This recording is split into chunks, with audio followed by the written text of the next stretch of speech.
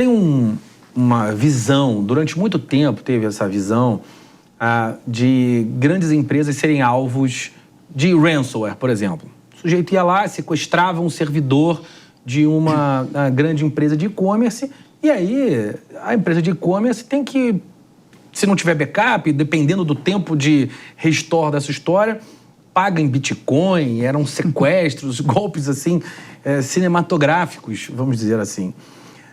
Só que você me deu uma resposta ainda há pouco que eu acho muito pertinente sobre não dá para fazer tão bem essa divisão sobre a cibersegurança em casa e no trabalho, porque hoje em dia é uma grande rede e todas as iniciativas de Bring Your Own Device, de home office, de fato tiraram as fronteiras organizacionais da maior parte das empresas.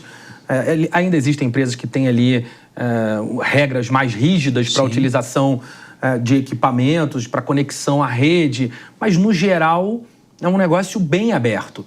E aí é uma corrente de elos e a força da corrente é a do elo mais fraco. Não tem jeito. Se a minha corrente é toda perfeita, eu tenho um elozinho ali quebrado, a corrente não serve para nada. E isso acaba acontecendo nas infraestruturas dessas organizações. Como ficam os pequenos e médios nesse contexto? Mesma situação. Eu acho que a cibersegurança ela vale para todos. E aí, o tipo de investimento que cada uma dessas empresas, né, grandes, pequenas e médias, vai depender da maturidade e de quanto que elas estão expostas a essa superfície de ataque. Quando a gente fala de uma empresa ser interligadas, né, ter elos com outras empresas, que é o que hoje acontece, as empresas hoje elas estão interconectadas, realizam negócios entre elas, né, o supply chain, e uma empresa vulnerável, ela é capaz de destruir toda essa corrente, né, de negócios que existem entre as empresas. Então, uma coisa importante é entender quanto está vulnerável, entender o risco tecnológico. Isso cada vez é mais pertinente no mundo de cibersegurança, relacionar risco técnico com investimento e a maturidade das empresas. Além disso, atender às normas, né, regulações locais e externas, porque dependendo do tipo de negócio, você precisa atender normativas nacionais e internacionais. Então, sim, é super importante a gente ter essa noção aonde que a nossa empresa, aonde que a nossa posição ela está em relação a toda essa corrente e evitar que a gente seja o elo mais fraco. E qual você imagina, ou como vocês percebem a maturidade dos brasileiros nesse contexto? Tem um fator humano muito importante, tem uma questão de cultura muito importante e às vezes eu tenho a sensação de que a gente ainda fala pouco sobre esse tema. Fala muito dali dos golpes do banco, do pessoal que manda mensagens dizendo que tem uma promoção em determinado lugar. O pessoal já ficou um pouco mais esperto na Black Friday. Já está todo mundo acostumado, todo mundo conhece alguém que caiu em algum golpe celular que foi clonado. Mas o quanto de fato a gente já avançou em termos de maturidade de políticas e práticas de segurança digital?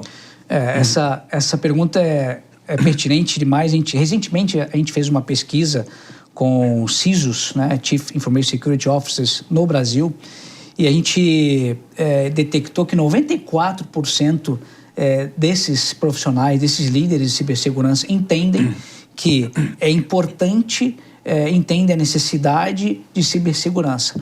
Por outro lado, um percentual muito menor, em torno de 50%,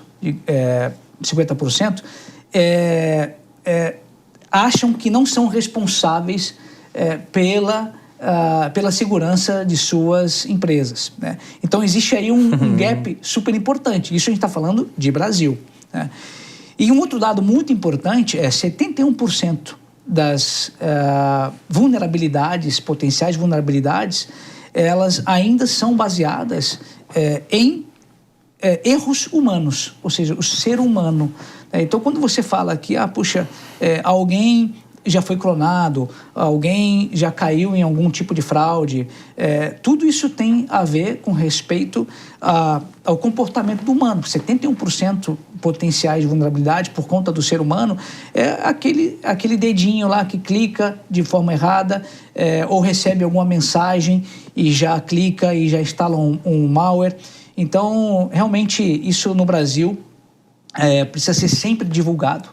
Então, esse é um programa que a gente agradece muito em poder participar, para a gente poder divulgar mais ainda essa questão e deixar as pessoas atentas, né? Porque, às vezes, a gente não precisa passar pela experiência para poder se proteger. Então, a gente pode aprender com a experiência dos outros.